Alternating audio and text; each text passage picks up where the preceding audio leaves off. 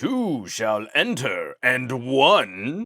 Well, no, actually, both are gonna leave. I like both of these solutions, but I did want to do a bit of a comparison because I personally like one a bit more than the other. How do you play the games on your telephone? We've got two differing ideologies, and I feel like this style solution is becoming a bit more popular for people who like to play and stream games on their phones, but I feel like this has some flexibility and some other options and solutions that people might be overlooking. We are talking about a phone controller that sort of cradles the whole phone versus a phone controller that's a bit more of a traditional controller with just some sort of attachment or grip connected to it. There have been plenty of variations on this theme throughout the years I've been covering mobile and gaming on my channel. From the traditional controller standpoint, I kind of feel like Sony had one of the worst implementations of this design, where it was just a big old suction cup. It also meant you couldn't keep your phone in a case. And for years I've been showing off the SteelSeries version of this idea. It's one of my favorites, where it's a little cradle and it's an arm, it pops onto this controller, but it's also really crazy engineered where it blocks ports and the ability to charge the controller or use it as a cabled controller. The flip side of this, of course, there have been numerous variations on this backbone style theme where you slide out two controller grips and there's like a little plug and you insert your phone and you stick it all together that way. But because the gamers tend to be such delicate flowers, I don't want to make this a brand versus brand conversation. I don't want to hurt anybody's feels if maybe I say something critical of one of their favorite brands, so I'm keeping this comparison in-house. One of my favorite solutions for cradling the phone comes from GameSir. This is the GameSir X3. This is their most expensive option, which also has this crazy Peltier cooler. It's a thermoelectric cooler on the back of the phone that helps vent heat out of your phone. Also from GameSir, this video not sponsored by GameSir, I just happen to have both of these. I finished a video on the Cyclone T4 Pro controller, a really great collection of micro switches and Hall effect sticks and triggers, and one of the most flexible controllers you can buy for pairing to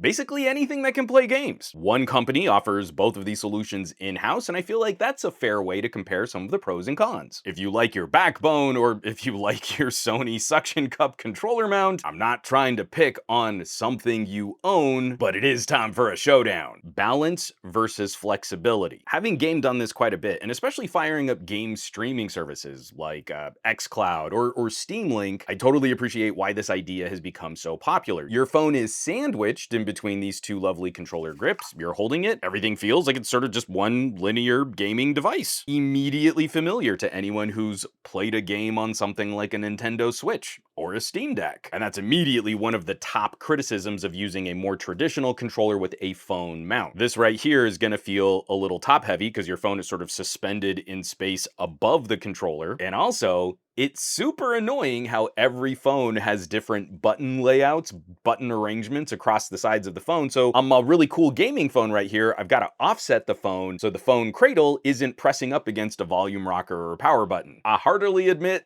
that's less than ideal. I won't go so far as to say it's unusable though. Like I said, gamers can be very delicate flowers, and the idea that the phone screen is slightly offset from the controller, I just can't unsee that asymmetry. In terms of packing and portability, I'd say that's kind of a wash. This is a lot of plastic, this is a lot of plastic, but between different versions of these ideas, it's another accessory that you just have to have with you if you want to use your phone to play games. Right now, I've got a very skinny phone in this mount right here. It's got a very small camera bulge, and I still have to kind of make these little sort of adjustments as I'm playing games to make sure that the little grips are kind of keeping the phone in place. It makes me a little anxious as this is kind of rammed up against the phone's USB-C port, and increasingly this has become more and more of a no-go as I've gotten into even more camera-centric devices. Not the least of which taking all of this assembly off of the back of my Xiaomi 13 Ultra. There's a big lump, and then an additional camera bump on top of that. And I really don't like any solution where there's an expectation that you have to take the case off to get it to fit more snugly and more flush. I will give GameSir a nod here though, where if you take your case off and you're really using this Peltier cooler, you can move the assembly, whatever slack you might have on one side or the other, you can kind of get it to align more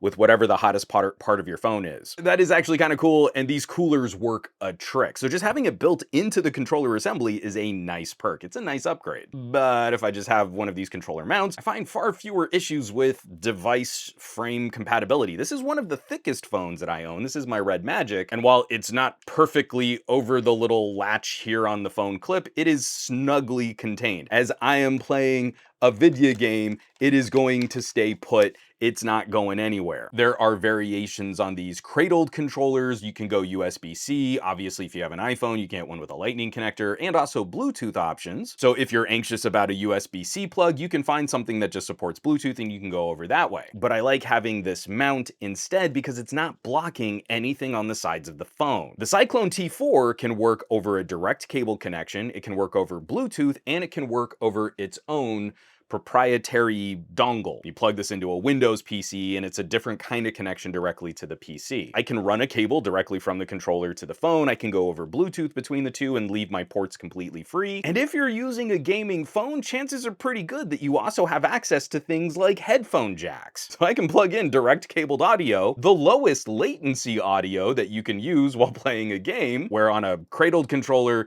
the top and bottom of your phone are going to be blocked off. You don't really have access to that. And I get it. That's probably a little less of a concern. A lot of these newer backbone controllers will use that USB-C port to then add some kind of headphone jack. But if you have the solution on device, it's probably going to perform better than what's going to get routed through a controller. Solely a personal preference part of this conversation, but I like having just the slightly bigger control surfaces and buttons and switches and analog sticks. If you're buying something a little nicer from a reputable game accessories brand, you probably will have the same access to things like apps and configuration settings. Obviously, there's still an issue in Android land where not all games support controllers, so some of that compatibility can be a bit tricky, but both of these have solutions where you can remap the touches on screen to the hardware in your hands. But if I've got to go head to head between the two options that GameSir supplies, I like the sticks and triggers and buttons better here. I like all of those controls so much that when I want a game on my phone, I've got this handy little cradle, and then I pop that cradle off, and this is the exact same control setup that I use for my beefy workstation here. It's just a completely familiar tactile experience no matter what screen I might be playing a game on. Because say I'm playing some RoboCop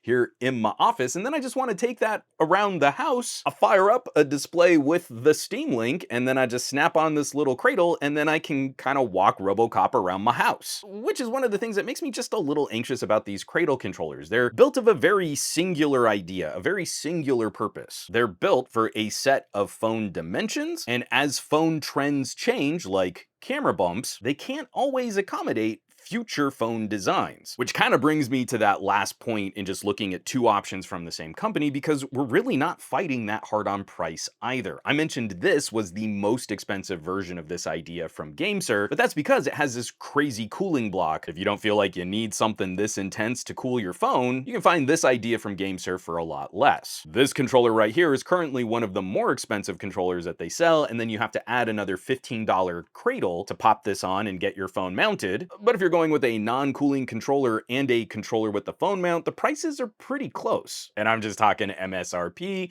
probably a difference $5 or $10 in either direction. If you really like one over the other, it's not really a price window that I feel is going to make that purchasing decision. Since the prices are so close though, that's why I tend to lean on this solution a bit more. I go through a bunch of phones over the course of a year, and I like having something that can generally play nice with just about any phone I might be reviewing. And then I can pop off the cradle and play on my desktop, or move over to another tablet, or hook it up to my Steam Deck. I have too many screens in my home right now, but I've got one controller that plays nice with all of them. And that's about where we should be wrapping this up. I have litigated my case, my bias, my personal preference. I like the more traditional controller with a little add-on so you can kind of float your phone up above it. But what say you? I'd like to hear down in the comments, what are you gaming on right now? I know techies like to shrug, mobile games are the worstest. But between all of the incredible indie games, the older PC and console ports, and all of the game streaming services that we have access to now, gaming from some kind of smaller portable screen, like it's cool that the Steam Deck just got an OLED upgrade, but if you've been playing on mobile and Steam Link and Game Pass, you've had OLEDs for a while now. They're devices that you already have to have for basic communication in the 21st century, so let's let's get a little more fun out of them too. I await your replies, the hot takes that point out how wrong I am, and maybe on your way down to the comments, you can smash that bell icon, because algorithm. As always, thanks so much for watching, for sharing these videos, subscribing to the channel. All the support lately has been absolutely fantastic. Those of you who are checking out my home site, somegadgetguy.com, or clicking on links in my video descriptions, or maybe joining the list of names scrolling by on your screen from my Patreon. That's patreon.com/somegadgetguy. This list is basically the coolest collection of tech pals in the universe, so I hope you'll check them out. Now, you know where you can find me around the rest of the internet, at somegadgetguy on, oh, well, basically all of social media, but these days I'm hanging out a bit more on the Mastodons, a little bit more on the Threads, a little less so on the Facebooks and the Instagrams and the Twitters, and I will catch you all on the next video.